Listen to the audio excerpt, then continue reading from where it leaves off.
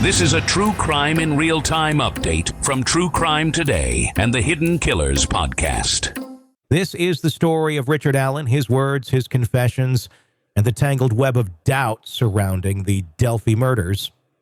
A day in court that started with an ordinary hum of anticipation would soon unravel into a chorus of confessions, denials, and one unnervingly familiar voice that might just hold the key to it all.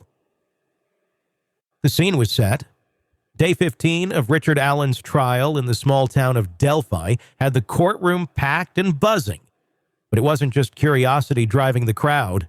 This was a case that had languished in cold case status for years, leaving unanswered questions, shattered families, and a community desperate for justice. When Allen took his first steps into the courtroom, his demeanor was solemn, almost resigned. But it was what would come from his own mouth that would leave the audience breathless. The prosecution wasted no time, calling Indiana State Police Master Trooper Brian Harshman to the stand. 30 years of experience in law enforcement had not prepared him for this case, one he had been monitoring intently since April 2020. His assignment? To listen to every word Richard Allen uttered while incarcerated. Over 700 phone calls, Harshman testified, had been meticulously analyzed. His words were measured, each revelation unfolding like a tightly wound coil ready to spring. First up, November 14th, 2022. A call between Allen and his wife, Kathy, was played for the jury. In it, Allen's voice quivered, not with fear, but with something more akin to resignation. "Tell the investigators to come get me," he pleaded. "I'll tell them whatever they want to hear." Kathy's voice cracked as she responded, "You need to just hang in there." Allen, seemingly aware of his family's growing anguish, sobbed audibly. The jury, transfixed, listened as he whispered, "I'm sorry, baby. You don't know what I would give to see you one last time." But this was just the beginning. Another call from April 2023 revealed a man clutching for some semblance of redemption. Allen told his mother he had accepted Jesus Christ as his Savior. It was as if he needed some divine force to wash away his sins, or the guilt he had begun to carry, real or imagined. His mother, Janice, tried to hold on to hope, her voice fragile yet firm. "I will always love you," she told him. A mother's unconditional love, seemingly impervious to the possibility of what her son had done. The prosecution kept pressing, unrelenting, and soon the courtroom heard an even more chilling call. "I did it. I killed Abby and Libby," Allen confessed to Kathy on April 3rd, 2023. Her denial was immediate, almost visceral. "No, you didn't. No, you didn't, dear." She begged him to reconsider, to somehow retract the confession she refused to accept. The jury watched as Kathy's reality seemed to fracture, her voice thick with disbelief. "They are messing with your mind," she told him, hoping beyond hope that some outside influence was to blame. It was as though each call revealed another splinter of Allen's mental state. By May 10th, 2023, Allen's voice had morphed into something fragile, unhinged. "I may be losing my mind," he admitted. The desperation was palpable. Yet, there it was again. The haunting refrain. "I did it." Each confession was a dagger to Kathy's heart, and her disbelief became a repetitive shield, her last line of emotional defense. The most jarring moment of all came in a May 17th call to his mother. "Did Kathy tell you I did it?" Allen asked, the weight of his words filling the courtroom like a thick fog. Janice responded with desperation. "Just saying it doesn't mean you did it." Allen, his voice flat, replied, "It does, when I did." His mother clung to hope, to the idea that he was merely being manipulated, but the jury heard the bleak certainty in Allen's voice. And yet, as damning as these confessions seemed, the defense would argue that his mind was fractured, a victim of harsh conditions and possible psychological manipulation. Master Trooper Harshman knew these calls well. His job was to observe, to listen, and to identify the voice on Libby German's infamous Down the Hill video. Harshman was certain the voice he declared to the jury was Allen's. The courtroom hushed. Here it was, a thread seemingly tying the suspect to the crime. But the defense was quick to seize on the ambiguity, pointing to the medication Allen had been taking, arguing it might alter his voice. After all, the human mind can be a fragile, breakable thing, and Allen's mental state was anything but ordinary. Then came the revelation about the white van, a detail that could either damn or absolve Allen.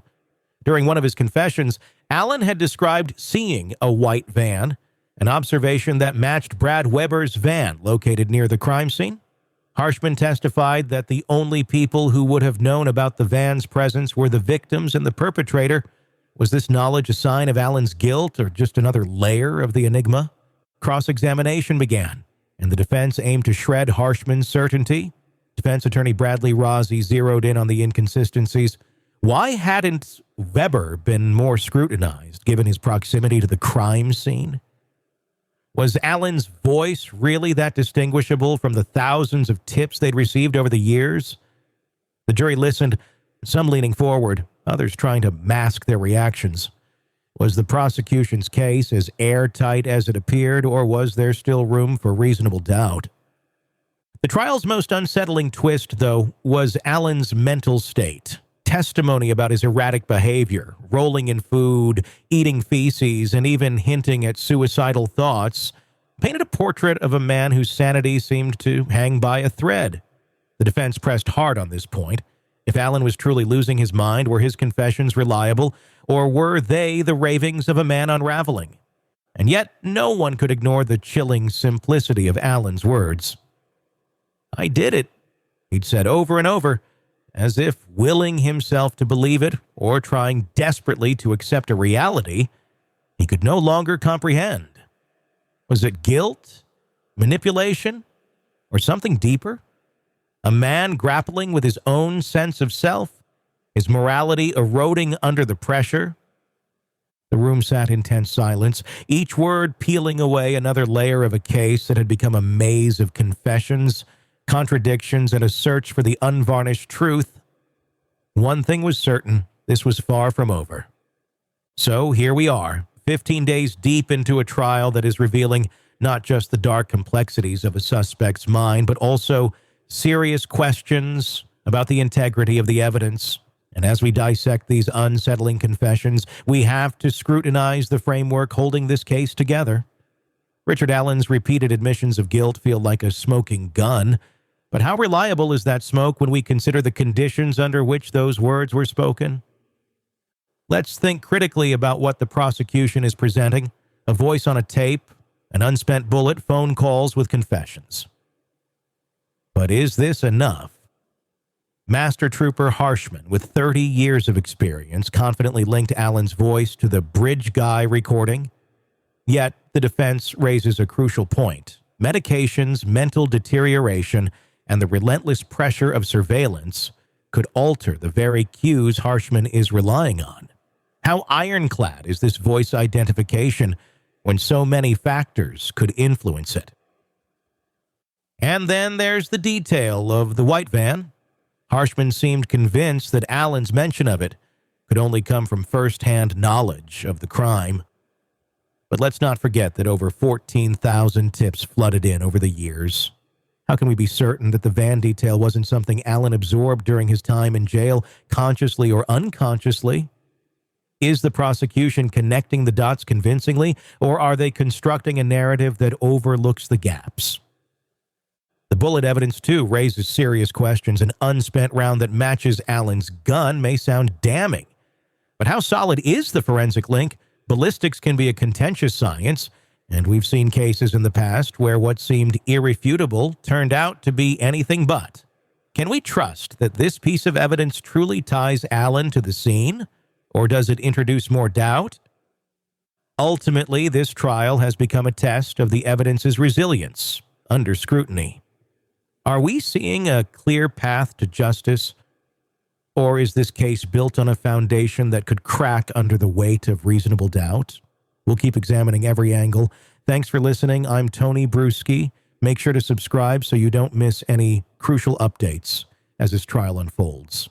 In a world where the darkest secrets lie just beneath the surface. They said it was an accident, but the evidence says otherwise. Where hidden killers roam, unnoticed, in the shadows. I think you would definitely be looking at a blend of toxic, very bad narcissistic personality traits, and they will be vengeful and possibly resort to violence. Join Tony Brueski as he uncovers the truth behind the most chilling cases. They said it was an accident, but the evidence clearly says otherwise. Each episode, we dig deep into the minds of those who commit the unthinkable. To your point on narcissism, he thinks in his own mind how witty he is. Yeah. But he lost that jury. I was done with him in 2 minutes. From unsolved mysteries to infamous crimes. Geez, you've just talked about how you taught yourself how to do everything under the sun. I bet you did a YouTube video, how to best kill somebody with a knife. Hidden Killers with Tony Brueski takes you where few dare to go. How does someone with such a dark secret go unnoticed for so long? With multiple new episodes every single day. We're not just telling stories, we're seeking justice. Listen now on Apple Podcasts or wherever you get your podcasts. Just search for Hidden Killers with Tony Brueski.